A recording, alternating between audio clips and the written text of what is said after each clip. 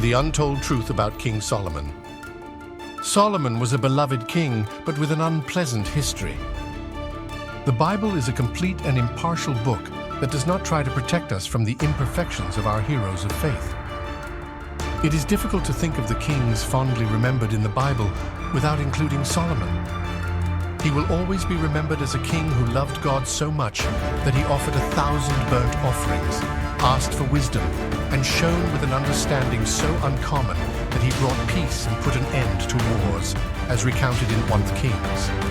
Chapter 3, verses 3 through 14, Solomon demonstrated his love for the Lord by following the instructions given to him by his father David. He also offered sacrifices and burned incense in the high places. The king went to Gibeon to offer sacrifices, as this was the most important high place. There, Solomon offered 1,000 burnt offerings on the altar of Gibeon. That night the Lord appeared to Solomon in a dream and said, "Ask whatever you want me to give you." Solomon replied, "You have shown great kindness to your servant, my father David, because he was faithful to you, just and upright in heart. You continued this great kindness by giving him a son to sit on his throne even today. Now, Lord my God, you have made your servant king in the place of my father David, but I am only a small child and I do not know how to act. Behold, I am in the midst of your people whom you have chosen, a people so numerous that they cannot be counted or numbered. Therefore, give your servant an understanding heart to govern your people and to discern between good and evil. For who can govern this great people of yours?" The Lord was pleased with Solomon's request and said to him, "Since you have asked this, and not riches, long life, or the death of your enemies, but rather discernment to administer justice, I will do as you have asked. I will give you a wise and discerning heart, so that there has never been anyone like you, nor will there be in the future. Furthermore, I will grant you what you did not ask for, wealth and honor, so that during your lifetime there will be no equal among kings. And if you walk in obedience to me, observing my decrees and commandments as your father David did, then I will give you long life." Solomon became famous for his popularity due to his depth of knowledge and solutions. He wrote some of the most well-known books in the Bible, such as Ecclesiastes, Song of Songs, and Proverbs, which are full of wisdom. In these books he wrote many wise words, quotes, songs, and proverbs that are so profound that we still explore them today. Examples of these pearls of wisdom are Proverbs chapter 5, verses 1 and 2. "My son, pay attention to my wisdom. Incline your ear to my words of discernment, that you may preserve the description, and your lips may guard the knowledge." Proverbs chapter 9, verse 10.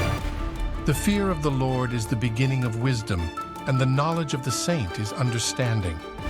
Ecclesiastes chapter 3, verse 1 and 11. "Everything has its appointed time, and there is time for every purpose under heaven. He made everything appropriate to its time. He also placed eternity in the heart of man, without man being able to discover the works that God did from the beginning to the end."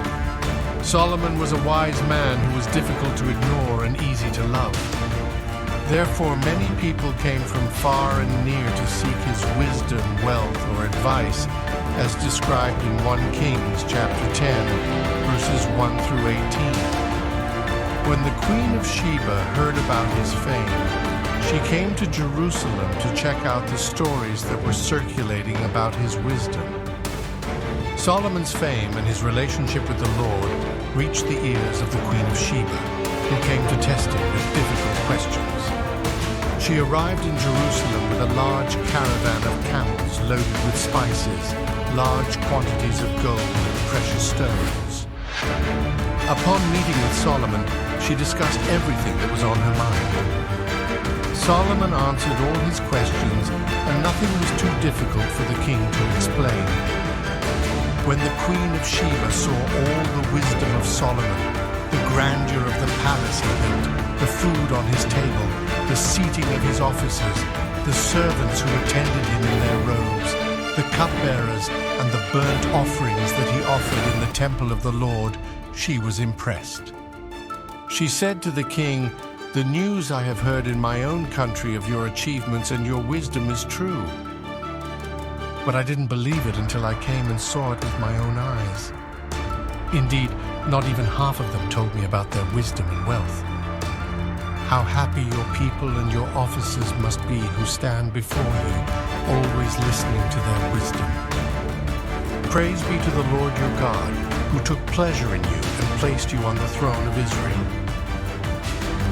It is because of the Lord's everlasting love for Israel that he made you king, to maintain justice and righteousness. And she presented the king with 120 talents of gold, great quantities of spices and precious stones. Never before were there so many spices brought as the Queen of Sheba gave to Solomon. The ships of Iran brought gold from Ophir, and from there they brought abundant shipments of almugwe wood and precious stones. The king used almugwe wood to make supports for the temple of the Lord and the royal palace, as well as making harps and lutes for the musicians. Since then, so much imported almugwe wood has never been seen again. King Solomon fulfilled all the wishes and requests of the Queen of Sheba, in addition to what he had already given generously from his royalty. Then she departed, returning with her retinue to her own country. The weight of the gold that Solomon received annually was 666 talents, not counting the revenues of the merchants, traders, and all the Arab kings and governors of the territories. King Solomon made 200 great shields of hammered gold, 600 shekels of gold in each shield. Furthermore, he made 300 small shields of hammered gold, with 3 kilograms of gold on each shield. The king placed them in the forest palace of Lebanon. The king also made a great throne covered with ivory and covered with fine gold. However, some unpleasant and not so righteous aspects of his life, such as his marriage to 700 women and 300 concubines, are surprising. First, Book of Kings, chapter 11, verses 1 to 13.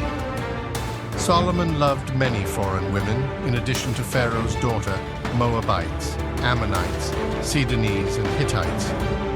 They were women from nations that the Lord had told the Israelites about. You must not join them in marriage, for they will certainly lead you to worship their gods. However, Solomon clung to them in love, having 700 royal wives and 300 concubines. His wives turned away his heart to follow other gods, and his heart was no longer entirely devoted to the Lord his God, like the heart of David his father. He followed Ashtoreth, the goddess of the Sidonians, and Molech, the detestable god of the Ammonites.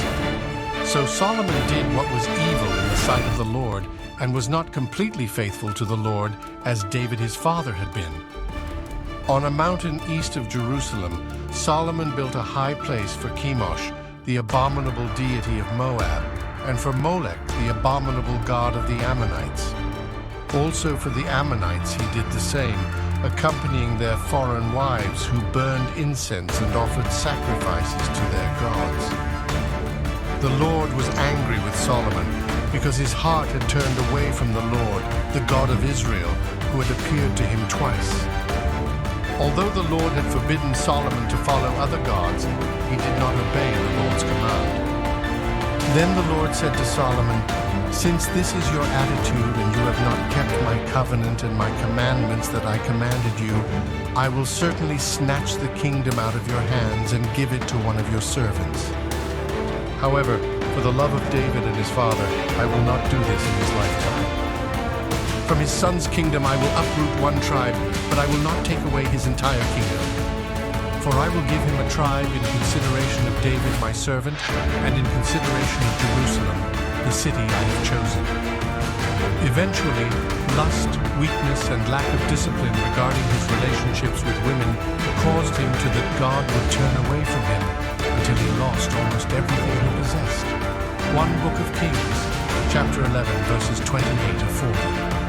At that time, Jeroboam was a man of prominence, and Solomon, seeing how well the young man accomplished the work, placed him in charge of the entire labor force of the tribes of Joseph. At this time, Jeroboam was leaving Jerusalem, and the prophet Ahijah of Shiloh met him on the way, wearing a new robe. The two were alone in the field, and the prophet tore the new cloak he was wearing into 12 pieces. Then he said to Jeroboam, "Take 10 pieces for yourself, for thus says the Lord, the God of Israel." _boundary and GT. I will wrest the kingdom from the hands of Solomon and give you 10 tribes. But for the sake of David, my servant, and for the sake of Jerusalem, the city which I have chosen out of all the tribes of Israel, I will leave one tribe for the son of Solomon, that he may have a lamp before me all the days in Jerusalem, the city I chose for my name. Moloch, the god of the Ammonites, and has not walked in obedience to me, nor done what is right in my eyes, nor kept my decrees and laws, as David, the father of Solomon, did. However, I will not take the whole kingdom out of Solomon's hand. I made him ruler all the days of his life because of David, my servant, whom I chose and who obeyed my commandments and decrees. I will take the kingdom from your son's hands and give you 10 tribes. To one of the sons of Solomon I will give a tribe, so that my servant David may always have a lamp before me in Jerusalem, the city I chose to put my name in. Yet for you I will take it, and you will rule over everything your heart desires. You will be king over Israel if you do everything I command you and walk in obedience to me, doing what is right in my eyes, obeying my decrees and commandments, just as David my servant did.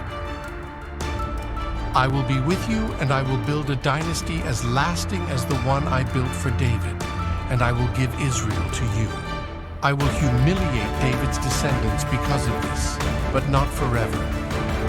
Solomon tried to kill Jeroboam, but he fled to Egypt to King Shishak, where he remained until Solomon's death. Solomon, who was once the beloved leader of the 12 tribes of Israel, had only one remaining tribe as his legacy. His life teaches us that even the most celebrated hero has weaknesses that must be faced if they are to finish strong. Subscribe, like, enjoy, and share our channel. Thank you for watching. God bless.